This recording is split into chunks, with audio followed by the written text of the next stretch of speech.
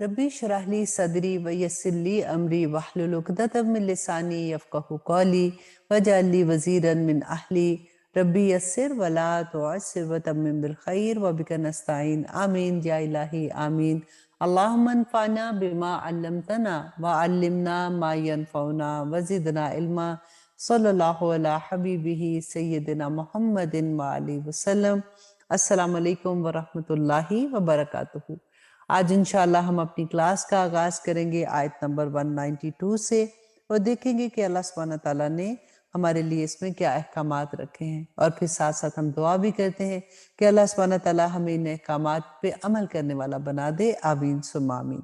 आयत नंबर 192 में अल्लाह सुब्हानहू तआला फरमाते हैं कि अगर ये बाज आ जाएं तो अल्लाह सुब्हानहू तआला बख्शने वाला और मेहरबान है।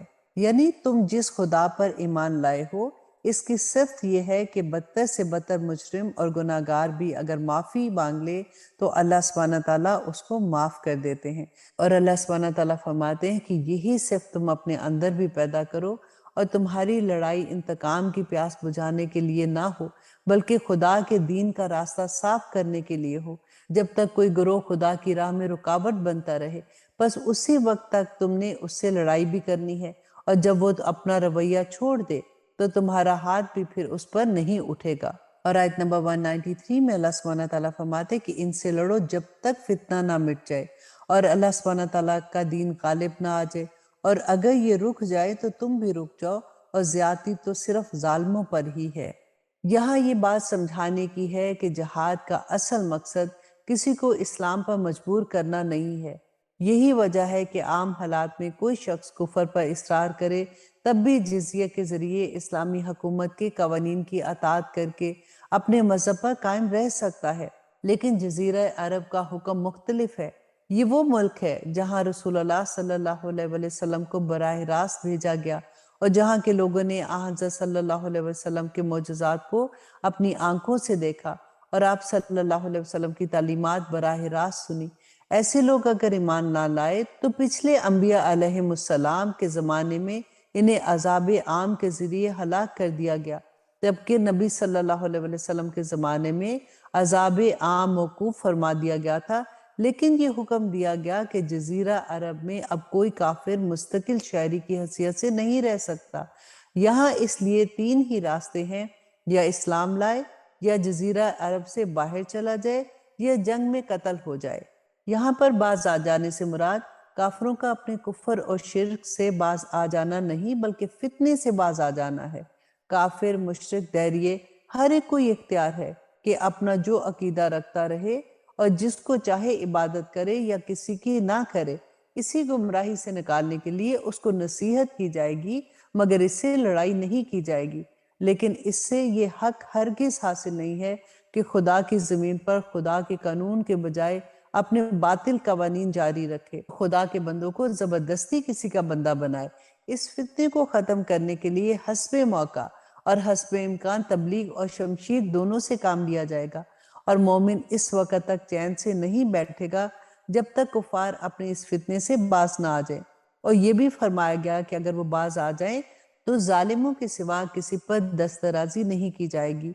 तो इससे ये इशारा निकलता है कि जब निज़ाम बातिल की जगह निज़ाम हक कायम हो जाए तो आम लोगों को तो माफ कर दिया जाएगा, लेकिन ऐसे लोगों को सजा देने में अहले बातिल बिल्कुल हक बजानिब होंगे जिन्होंने अपने दौरे इक़्तिदार में निज़ाम हक का रास्ता रोकने के लिए जुल्म सितम की हद कर दी थी।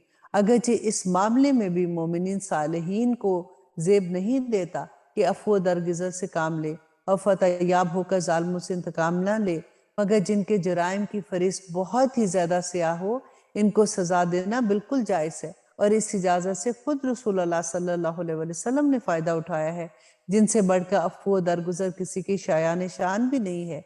चुनाचे जंगे बदर के कैदियों में उकबा बिन अबी मुईत और नदर बिन हारिस का कत्ल और फतह मक्का के बाद आपका 17 आदमियों को आम माफी से मुस्तस्ना फरमाना और फिर इनमें से 4 को सजाए मौत देना इसी इजाजत पर मबनी था। और अब आयत नंबर 194 में अल्लाह सुब्हानहू तआला फरमाते हैं कि हुर्मत वाले महीने हुर्मत वाले महीनों के बदले हैं और हुर्मतें अदले बदले की हैं। जो तुम पर ज्यादती करे तुम भी उस पर इसी के मिसल ज्यादती करो जो तुम पर की है, اور اللہ سبحانہ تعالیٰ سے ڈرتے رہا کرو، اور جان رکھو کہ اللہ سبحانہ تعالیٰ پرہیزگاروں کے ساتھ ہے۔ اہل عرب میں حضرت ابراہیم علیہ السلام کے وقت سے یہ قاعدہ چلا رہا تھا کہ ذی القعدہ، ذی الحج اور محرم کے 3 مہینے حج کے لیے خاص کیے تھے، اور رجب کا مہینہ عمرے کے لیے خاص کیا گیا تھا، اور ان 4 مہینوں میں جنگ اور قتل و غارت گری ممنوع تھی، تاکہ زائرین کعبہ امن و امان کے ساتھ خدا کے گھر تک جائے اور اپنے گھروں کو واپس ہو لے۔ اس بنا پر ان مہینوں کو حرام مہینہ کہا جاتا تھا، یعنی حرمت والے مہینے۔ اس آیت کا منشا یہ ہے کہ ماہ حرام کی حرمت کا لحاظ کفار کریں تو مسلمان بھی کریں، اور اگر وہ اس حرمت کو نظر انداز کر کے کسی حرام مہینے میں مسلمانوں پر دسترازی کر گزریں تو پھر مسلمان بھی ماہ حرام میں بدلہ لینے کے مجاز ہیں۔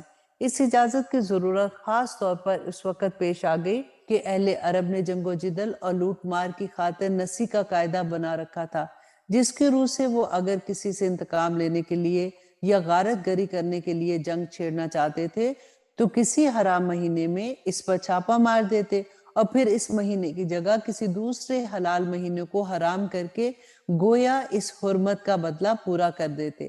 اس بنا پر مسلمانوں کے سامنے یہ سوال پیدا ہوا کہ اگر کفار اپنے نسی کے ہیلے کو کام میں لا کر کسی حرام مہینے میں جنگی کارروائی کر بیٹھیں تو اس صورت میں کیا کیا جائے؟ اسی سوال کا جواب اس آیت میں دیا گیا ہے۔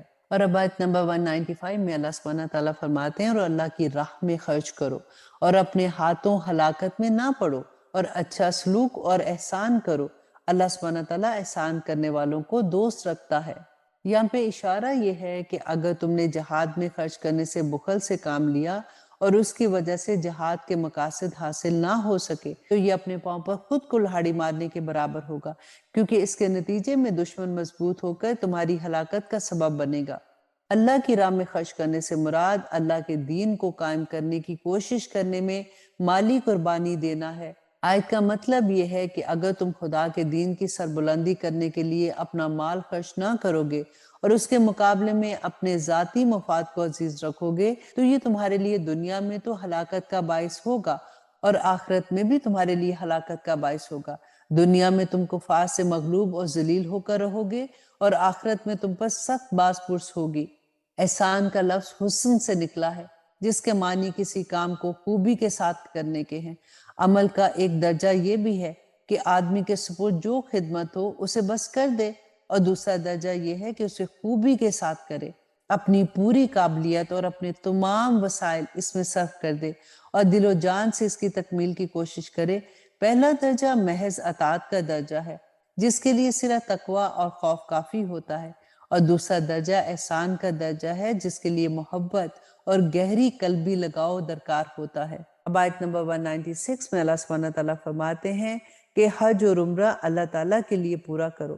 ہاں، اگر تم روک لیے جاؤ تو جو قربانی میسر ہو اسے کر ڈالو، اور اپنے سر نہ منڈواؤ جب تک کہ قربانی قربان گاہ تک نہ پہنچ جائے۔ البتہ تم میں سے جو بیمار ہو یا اس کے سر میں کوئی تکلیف ہو جس کی وجہ سے سر منڈا لے تو اس پر فدیہ ہے، خواہ وہ روزے رکھے، خواہ وہ صدقہ دے دے، خواہ قربانی کر لے۔ بس جب تم امن کی حالت میں ہو جاؤ تو جو شخص عمرے سے لے کر حج تک تمتع کرے بس اسے جو قربانی میسر ہو اسے کر ڈالے، اور جسے طاقت ہی نہ ہو وہ 3 روزے تو حج کے دنوں میں رکھ لے اور 7 واپسی میں پورے کر لے، اور یہ پورے 10 ہو جائیں گے۔ یہ حکم ان کے لیے ہے جو مسجد حرام کے رہنے والے نہ ہوں۔ لوگوں، اللہ سے ڈرتے رہو اور جان لو کہ اللہ سبحانہ تعالیٰ سخت عذاب دینے والا ہے۔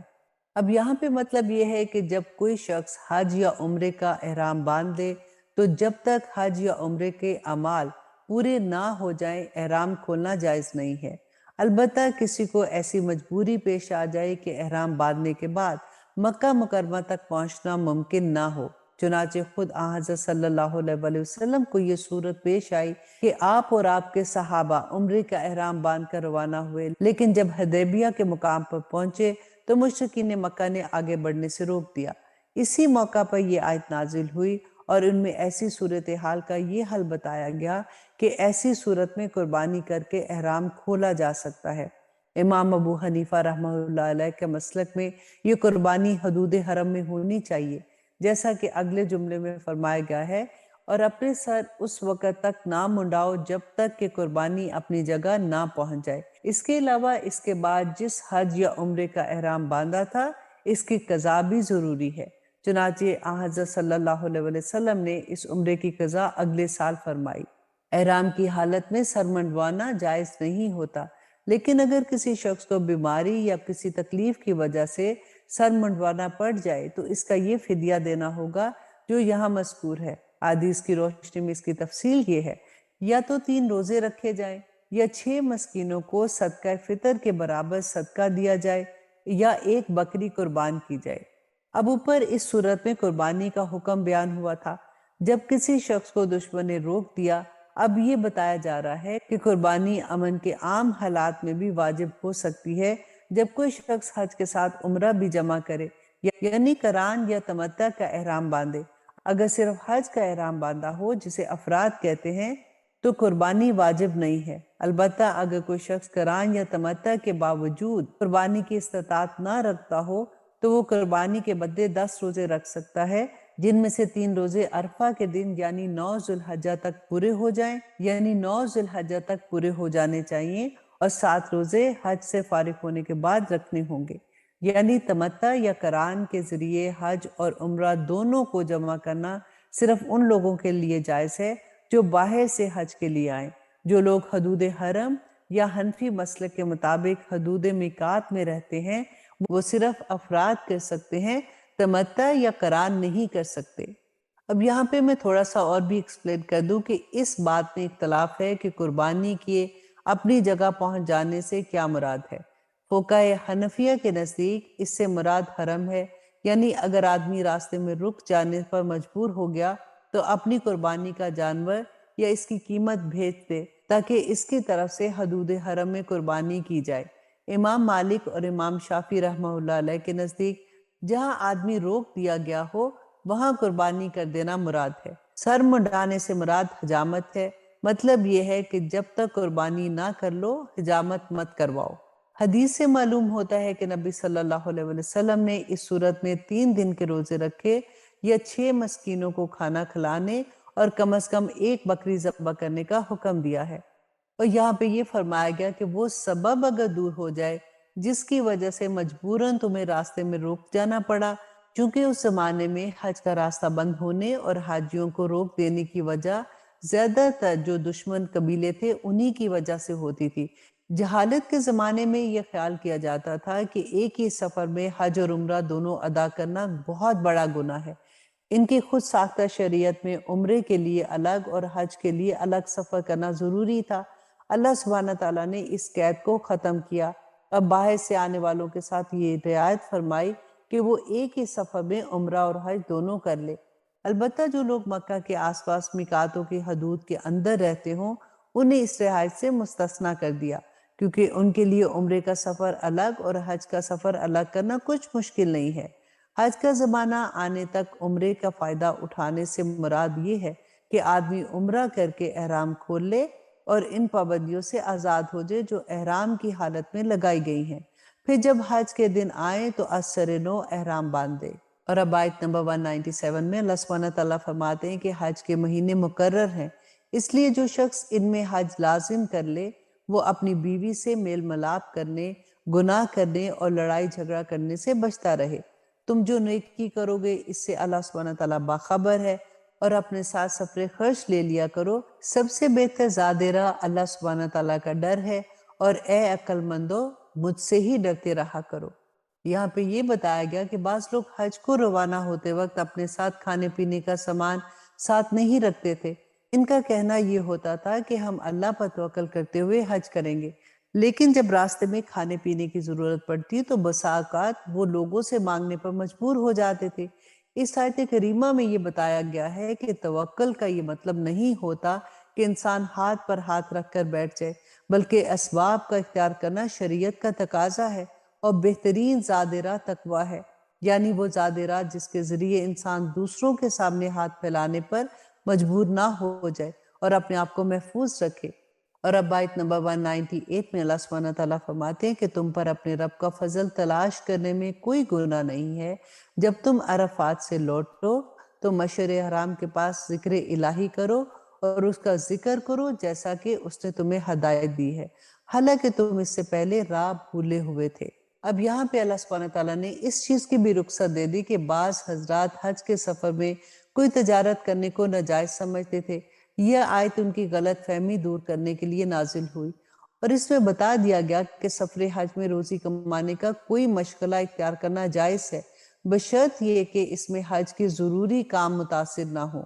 और फिर अल्लाह सुब्हानहू तआला ने फरमाया कि हज के दौरान अरफात से आकर मुजदलिफा में रात गुजारी जाती है और अगली सुबह तुलुए आफ्ताब से पहले पहले वकूफ किया जाता है, जिसमें अल्लाह सुब्हानहू तआला का जिक्र होता है और दुआएं मांगी जाती हैं। जहलियत के ज़माने में भी अहले अरब अल्लाह का जिक्र तो करते थे, मगर इसके साथ साथ अपने देवताओं का भी जिक्र शामिल कर लेते थे।